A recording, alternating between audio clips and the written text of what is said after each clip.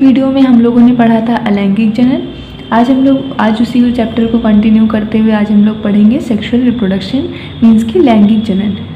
देखते हैं लैंगिक जनन क्या होता है। लैंगिक जनन के अंतर्गत एक से जीव अथवा विपरीत लिंग वाले भिन्न जीवों द्वारा नर तथा मादा युग्मक का निर्माण शामिल होता है। यह युग्मक आपस में मिलकर युग्मनज का निर्माण करते हैं, जिससे आगे चलकर नए जीव का निर्माण होता है। इसका मतलब कि लैंगिक जनन में क्या होता है, इसमें एक ही तरह के दो पेरेंट्स या फिर दो डिफरेंट तरह के पेरेंट्स मीन्स कि एक मेल और एक फीमेल ये शामिल होते हैं कि ये दोनों गैमेट्स बनाते हैं, जिसको हम लोग युग्मक कहते हैं। ये युग्मक बाद में फ्यूज़ होके एक साथ मिलके जाइगोट बनाते हैं, जिसको हम लोग युग्मनज कहते हैं। और यही युग्मनज आगे डिवाइड करके प्रोसेस होके एक नए इंडिविजुअल को बनाता है। इससे क्या होता है, इस लैंगिक जनन के थ्रू जो इंडिविजुअल जो संतति उत्पन्न होती है वह अपने पेरेंट्स के तथा अपने सिबलिंग्स के समरूप नहीं होती। मीन्स कि जो लैंगिक जनन से जो इंडिविजुअल पैदा होता है वो अपने पेरेंट्स से, अपने जनक से और अपने सिबलिंग से एक की तरह नहीं होता है, क्योंकि इसमें या तो दो इंडिविजुअल इन्वॉल्व होते हैं, दोनों डिफरेंट सेक्स के होते हैं और दोनों का गैमेट फॉर्मेशन अलग अलग होता है। फिर ये गैमेट फ्यूज़ करते हैं तो इसमें दोनों के कुछ कुछ कैरेक्टर्स आ जाते हैं, जिसकी वजह से ये अपने पेरेंट्स से डिफरेंट हो जाते हैं। अब हम लोग देखते हैं प्रावस्था क्या होता है। सभी जीव अपने जीवन में वृद्धि की एक निश्चित अवस्था एवं परिपक्वता तक पहुंचते हैं। इसके पश्चात ही लैंगिक जनन कर सकते हैं। वृद्धि का यह काल किशोर अवस्था की प्रावस्था कहलाता है, जिसको कि इंग्लिश में हम लोग जुवेनाइल फेज कहते हैं। इसका मतलब प्रावस्था क्या होता है, सभी इंडिविजुअल्स अपने रिप्रोडक्टिव एज तक पहुंचने के लिए एक सर्टेन मैच्योरिटी अटेन करते हैं। मीन्स कि उनके ग्रोथ का एक सर्टेन एज आता है जहाँ पे वो इतने परिपक्व हो जाते हैं कि अब वो रिप्रोडक्शन कर सकते हैं। उस एज को जब वो इतने परिपक्व हो जाते हैं उस काल को हम लोग किशोर अवस्था की प्रावस्था कहते हैं।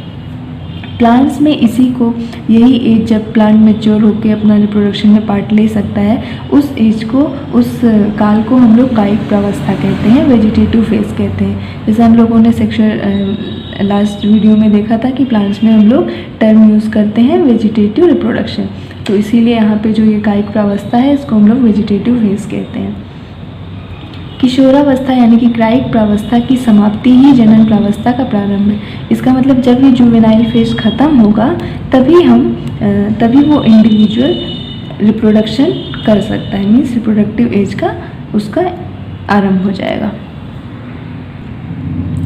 अब ये जो प्रावस्था होती है ये अलग अलग पेड़ पौधों में अलग अलग हम तरीकों अलग अलग टाइम पीरियड पे देख सकते हैं। कुछ पादपों में हम लोग बहुत आसानी से देख सकते हैं, लेकिन कुछ पादप असामान्य रूप से पुष्पीकरण की क्रियाविधि को प्रदर्शित करते हैं। मीन्स कि कुछ प्लांट्स ऐसे होते हैं जिसमें कि ये जो वेजिटेटिव फेज है या फिर ये बहुत ही लंबा टाइम लेता है या फिर कुछ अलग तरीके से होता है। तो इसका कुछ एग्जाम्पल हम लोग देख लेते हैं। बैम्बू, बाँस, इसमें क्या होता है कि जब ये बांस का पेड़ 50 साल पार कर लेता है, 50 से 100 साल के बीच में ये एक बार केवल फ्लावरिंग करता है। मीन्स एक बार केवल पुष्प उत्पन्न करता है। दूसरा हम देखेंगे स्ट्रॉबिलैंथस कुंथियाना, इसको हम लोग नीलकुरिंजी कहते हैं। इसमें क्या होता है 12 वर्षों में केवल एक बार फ्लावरिंग होती है, केवल एक बार पुष्प पैदा होते हैं। ऐसा हुआ था लास्ट टाइम 2006 में जब इसमें बहुत ज़्यादा फ्लावरिंग हुई थी, जिसकी वजह से केरल, तमिलनाडु, कर्नाटक में बहुत ज़्यादा पहाड़ी क्षेत्रों में बिल्कुल कालीन बन गई थी इन फूलों से इसके।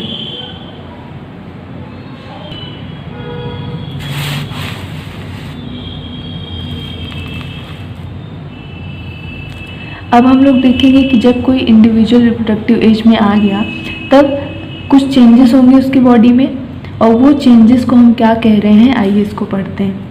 मध्यचक्र या ऑयस्ट्रस साइकिल। जनन प्रावस्था रिप्रोडक्टिव फेज के दौरान अप्रस्तानी मादा के अंडाशय की सक्रियता में चक्रिक तथा सहायक वाहिका तथा हार्मोन में परिवर्तन आने लगते हैं। क्या होता है कि जब कोई भी फीमेल प्लेसेंटल फीमेल्स जो है वो जब रिप्रोडक्टिव फेज़ में आ जाती हैं, मीन्स अब वो रिप्रोडक्शन करने के टाइम आ गया उनका, तब उनके ओवरी में मीन्स अंडाशय में और उनके एसेस्ट्री डक्ट्स में मीन्स जो हार्मोन्स को ट्रांसफ़र करने वाली डक्ट्स हैं, नलिकाएँ हैं, उसमें और हार्मोन्स में बहुत से चेंजेस आते हैं। ठीक है। जो नॉन प्राइमेट स्तनधारी जैसे कि गाय, भेड़, हिरन, कुत्ता आदि में जन्म के दौरान ऐसे चक्रिक परिवर्तन देखे जाते हैं जिसे कि हम मध्यचक्र यानी कि ओएस्ट्रस साइकिल कहते हैं। और मीन्स कि जब कोई भी individual, placental individual, mainly females जब रिप्रोडक्टिव एज में आती हैं तो उनके बॉडी में बहुत से साइक्लिक चेंजेस होते हैं, जिसमें कि ओवरी में चेंजेस होता है, एसेस्ट्री डक्ट्स में हार्मोनल चेंजेस होते हैं। और जब ये चेंजेस हम non primates mammals, non primate स्तनधारियों की बात करते हैं, जिसका एग्जांपल गाय, भेड़, हिरन, कुत्ता, तो इसमें ये चक्रिक परिवर्तन जो होते हैं इसको हम लोग मध्यचक्र यानी कि ओएस्ट्रस साइकिल कहते हैं। और जब ऐसे ही चेंजेस ओवरी, हार्मोन, एसेस्ट्री डक्ट्स के चेंजेस जब रिप्रोडक्टिव एज में होते हैं प्राइमेट्स में, तो प्राइमेट्स में इन चेंजेस को, साइक्लिक चेंजेस को हम लोग ऋतुस्राव चक्र यानी कि मेंस्ट्रुअल साइकिल कहते हैं। इसका प्राइमेट्स में हमारे एग्जाम्पल होते हैं बंदर, एप्स, ह्यूमंस, मनुष्य। अब हम लोग देखेंगे कि प्रजनक किस प्रकार के होते हैं। पहला होता है ऋतुनिष्ठ या मौसमी प्रजनक, मीन्स सीजनल ब्रीडर्स। जैसा इसका नाम ही इंडिकेट कर रहा है कि किसी सीज़न में डिपेंड होके, मतलब किसी सीजन स्पेशल में ही ये रिप्रोडक्शन में पार्ट करेंगे। तो देखते हैं ऋतुनिष्ठ या मौसमी प्रजनक क्या होते हैं। अधिकांश स्तनधारी, विशेषकर जो प्राकृतिक रूप से वनों में रहते हैं, अपने जनन प्रावस्था के दौरान अनुकूल परिस्थितियों में ऐसे चक्रों का प्रदर्शन करते हैं, इसीलिए इनको हम सीजनल ब्रीडर्स कहते हैं। इसका मतलब जो मैमल्स वनों में रहते हैं, मीन्स कि वन है तो वहाँ पे पूरा साल भर का मौसम बहुत ही डिफरेंट होगा, हमेशा डिफरेंट होता रहेगा, लेकिन सारा मौसम उनके लिए फेवरेबल तो नहीं होगा, मीन्स अनुकूल नहीं होगा। तो जो कोई टाइम उनके लिए, टाइम पीरियड उनके लिए अनुकूल होता है, फेवरेबल कंडीशन होती है, वो उसी टाइम ये ओएस्ट्रस या जो हम लोग मेंस्ट्रुअल साइकिल की बात करते हैं, वो उसी टाइम ये साइक्लिक चेंजेस शो करते हैं, दिखाते हैं। और इसीलिए हम इनको ऋतुनिष्ठ या मौसमी प्रजनक या सीजनल ब्रीडर्स कहते हैं। अब कुछ इंडिविजुअल्स ऐसे होते हैं सतत प्रजनक, मीन्स वो साल भर हमेशा ही रिप्रोडक्शन में भाग लेने के लिए एक्टिव रहते हैं। मीन्स अधिकांशतः स्तनधारी अपने पूर्ण जनन काल में जनन के लिए सक्रिय रहते हैं। ऐसे इंडिविजुअल जो कि पूरा साल भर रिप्रोडक्टिव चेंजेस के लिए तैयार रहते हैं, उसको हम लोग सतत प्रजनक कहते हैं। और जो प्रजनन आयु की समाप्ति को जीर्णता या वृद्धावस्था के मापदंड के रूप में माना जाता है। और जब किसी इंडिविजुअल की रिप्रोडक्टिव एज यानी कि प्रजनन की अवस्था खत्म होने लगती है, तब उसी को हम लोग सेनेसेंस यानी जीर्णता या फिर ओल्ड एज, वृद्धावस्था के तरह मानते हैं। नियंत्रण मीन्स रेगुलेशन। अब रिप्रोडक्शन को रेगुलेट कौन करता है? अभी जैसे हम लोगों ने आगे पढ़ा कि जब रिप्रोडक्टिव एज में कोई फीमेल या इंडिविजुअल आता है तो उसके बॉडी में बहुत से चेंजेस होते हैं। जैसे हम लोगों ने पढ़ा फीमेल्स के केस में ओवरी में, हार्मोन्स में, उसके एसेस्ट्री डक्ट्स में, अंडाशय में बहुत से चेंजेस, साइक्लिक चेंजेस आते हैं। तो इसका मतलब जो रिप्रोडक्शन, और हम लोगों ने पढ़ा कि कुछ मौसमी प्रजनक होते हैं, कुछ सतत प्रजनक होते हैं। इसका मतलब कि सीजन का भी इफेक्ट पड़ता है, मीन्स इन्वायरमेंटल फैक्टर्स भी रेगुलेट करते हैं। तो नियंत्रण कौन करता है रिप्रोडक्शन या जनन का?